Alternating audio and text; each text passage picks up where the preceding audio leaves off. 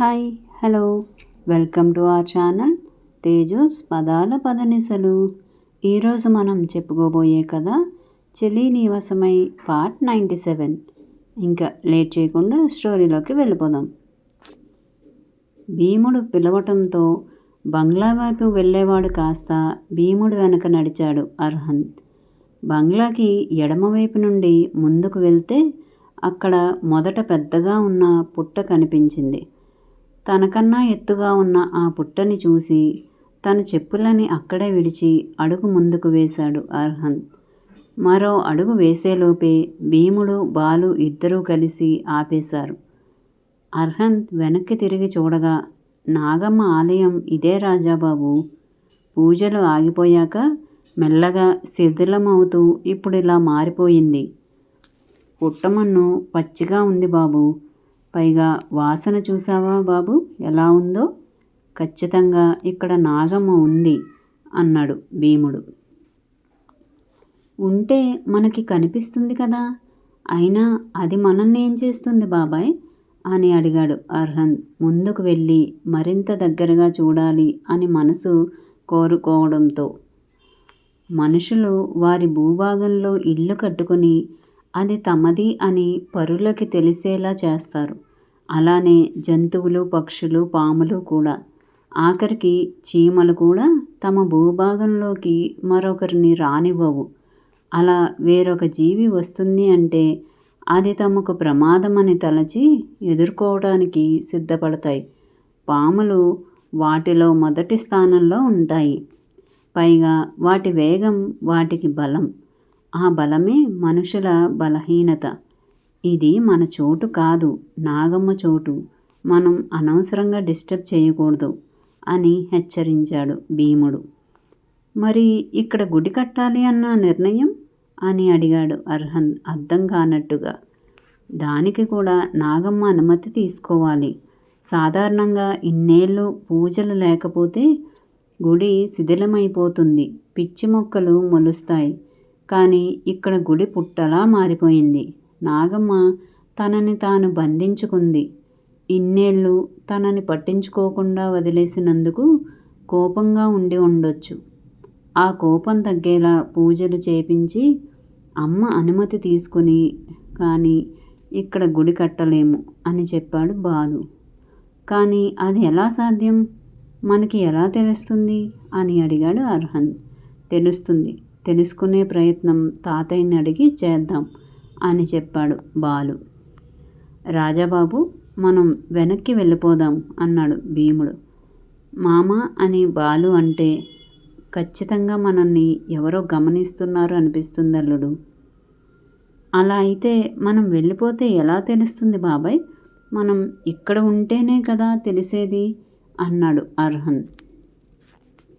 ఆ సోములు చాలా ఎక్కువ మాట్లాడాడు బాబాయ్. ఒకవేళ వాడే అయి ఉంటాడు అన్నాడు. కనిపిస్తున్న పుట్టకి చేతులు జోడించి నమస్కరించి వెనుదిరిగాడు అర్హంత్. బాలు, భీముడు కూడా ఒకసారి నమస్కరించి అర్హంత్ వెనుక వెళ్ళారు. వాళ్ళకి దూరంగా నిలబడి ఉన్నారు కాపలా వాళ్ళు. బంగ్లా తలుపుకి వేసి ఉన్న తాళం తీయమని చెప్పాడు అర్హంత్. ఇప్పుడు లోపలికి ఎందుకు? బాలు కాస్త అసహనంగా అడిగాడు. కొన్ని విషయాలు మనకి కూడా తెలియవు కదా బాలు, ఏమన్నా తెలుస్తాయేమో చూద్దాం అని అన్నాడు. కాపలా వాళ్ళిద్దరూ 10 నిమిషాలు కష్టపడితేనే కానీ తాళం తెరుచుకోలేదు. తుప్పు పట్టేసింది తాళం కప్ప.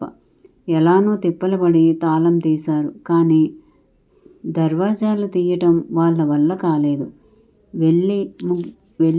వీళ్ళు ముగ్గురు కూడా చెయ్యి వేయటంతో పెద్దగా చప్పుడు చేస్తూ తెరుచుకున్నాయి తలుపులు. బయట మాత్రమే శుభ్రం చేస్తారా? లోపల దుమ్ము బోజు నిండి ఉండటంతో అడిగాడు అర్హంత్. లోపలికి మాకు ప్రవేశం లేదు సారు, వినయంగా చెప్పారు వాళ్ళు. వెళ్ళి మనుషులను తీసుకురండి, బంగ్లా అంతా శుభ్రం చేపించాలి అని పురమాయించాడు అర్హంత్. వాళ్ళలో ఒక్కరు మాత్రమే వెళ్ళారు. మరొకరు అక్కడే ద్వారం దగ్గర నిలబడ్డారు. భీముడు ముళ్ళుకర్రతో శబ్దం చేస్తూ ముందుకు వెళ్తుంటే అర్హంత్ బాబాయ్ అని పిలిచాడు.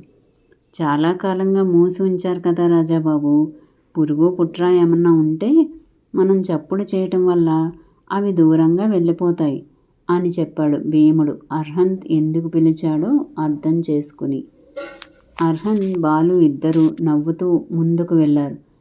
కాస్త ముందుకు వెళ్ళగానే విశాలంగా ఉన్న హాల్ భాగం కనిపించింది. దానికి ఒకవైపున నిలువెత్తు చిత్రపటాలు దర్శనమిచ్చాయి. అవి కూడా బూజు పట్టుకుపోయి ఉన్నాయి. అయినా కూడా అర్హంత్ పోల్చుకోగలిగాడు. అందులో తన తాతయ్యతో పాటు పూర్వీకులు కూడా ఉన్నారని అర్థమైంది. వాళ్ళు ఎవరో తెలియకపోయినా శిరస్సు వంచి నమస్కరించాడు. వాళ్ళ తాతగారి తండ్రిని మాత్రం భీముడు చూపించాడు. మిగిలిన వాళ్ళ గురించి తనకు గుర్తు లేదని చెప్పేశాడు. ఆ పెయింటింగ్ ప్రొట్రాక్ట్స్ని ఆనుకొని ఉంది మెట్ల మార్గం. అప్పుడు తల పైకెత్తి చూశాడు అర్హంత్. ఎక్కడో కనిపిస్తుంది స్లాబ్. మొత్తం 4 అంతస్తుల భవనం. గుండ్రంగా ఉన్నట్టు ఉంది చూడటానికి. పైన కూడా అలానే ఉంది. పెద్ద షాన్లియర్ వేలాడుతూ కనిపించింది. ప్రతి చోట రాజరిక వైభవం కనిపిస్తుంటే ముగ్ధుడై మెట్ల మార్గం వైపు నడిచాడు అర్హంత్. మొదటి అంతస్తులో 2 గదుల తలుపులు తెరిచి లోపల చూశారు. వాటిలో ఉన్న చిత్రపటాల ఆధారంగా అది వారి గది అని ఊహించుకుంటూ ముందుకు వెళ్ళారు. సరిగ్గా 2వ అంతస్తులోకి వెళ్ళటానికి ఉన్న మెట్లకి కాస్త దూరంగా ఉంది మరో గది. అప్రయత్నంగానే అర్హంత్ అడుగులు అటుపడ్డాయి. తలుపు తీయగానే తన తాతయ్య నానమ్మ చిత్రపటం కనిపించడంతోనే అది వాళ్ళ గదే అని అర్థమయ్యి లోపలికి వెళ్ళాడు అర్హంత్. నిశితంగా చుట్టూ పరికించి చూశాడు. వెనుతిరిగి వెనక్కి వచ్చేశాడు. రాజాబాబు, దేనికోసం వెతుకుతున్నావు అని అడిగాడు భీముడు. తెలియదు, కానీ ఏదో తెలుసుకోవాలి. మా తాతయ్యకు సంబంధించింది ఏదో ఒకటి అన్నాడు. ఇక్కడ అలాంటివి ఏమీ ఉండవు రాజాబాబు. ఇక్కడి నుండి వెళ్ళిపోయాక మీ తాతయ్య బంగ్లాలో ఉన్నది లేదు.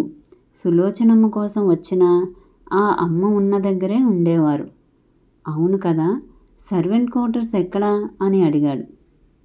ఇంతకుముందు మనం వెళ్ళాం కదా బాబు, అటువైపునే, కానీ అక్కడ పుట్ట ఉంది అని ఆగాడు. ముందు నుండి కాకుండా వెనుక నుండి కూడా దారి ఉంటుంది కదా. లైక్ ఇప్పుడు తాతయ్య ఇంట్లో వెనుక ఆవుల దగ్గరకు ముందు నుండి వెళ్ళొచ్చు, కిచెన్ నుండి కూడా వెళ్ళొచ్చు కదా. అలా వెనుక నుండి వెళ్ళడానికి దారి ఉంటుంది కదా అని అడిగాడు. భీముడు చూద్దామని కింద హాల్లో కిచెన్ వైపు వెళ్ళాడు. అక్కడ తలుపు ఉండటంతో దాన్ని తెరవాలని ప్రయత్నించారు ఇద్దరు. వాళ్ళ వల్ల అవ్వలేదు. అప్పుడే బాలు కొంతమందిని తీసుకొని వచ్చాడు. వాళ్ళు బలంగా తీయటంతో తలుపు తెరుచుకుంది. బావా, వీళ్ళందరూ క్లీన్ చేయడానికి వచ్చారు అని చెప్పాడు బాలు.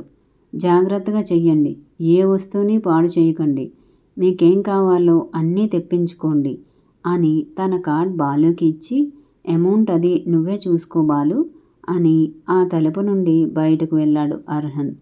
నువ్వు ఆగు రాజాబాబు అని భీముడు నడుస్తూ, దొంగనాయాలు బాబు, కనిపించే ముందు భాగం శుభ్రం చేశారు కానీ వెనుక వైపు చూడు గడ్డి ఎలా మొలిచిందో. డబ్బు దొబ్బుతారు కానీ పని చేయమంటే ఏడ్చి చేస్తారు అని గట్టిగా మాట్లాడుతూ తన ముళ్ళుకర్రని నేలకేసి కొడుతూ ముందుకు నడిచాడు. స్తబ్దుగా పడుకున్న పాము ఒక్కసారిగా పడగ విప్పి ముందుకు జారింది సర్రున. భీముడు ముళ్ళకర్ర ముందు భాగాన్ని తాకింది. అది చెట్టు మీద నుండి పడటంతో భీముడు వెనక్కి ఒక గెంతు వేసి రాజాబాబు అంటూ అర్హన్ని కూడా తనతో వెనక్కి లాగాడు. కింద పడిన పాము కాస్త తల తిప్పి విసురుగా చూసింది. ఇప్పుడేం జరుగుతుందంటారు? తెలుసుకుందాం నెక్స్ట్ అప్డేట్లో. మా వీడియో కనుక మీకు నచ్చినట్టయితే లైక్ చేయండి, కామెంట్ చేయండి, సబ్స్క్రైబ్ చేయండి, బెల్ కొట్టండి.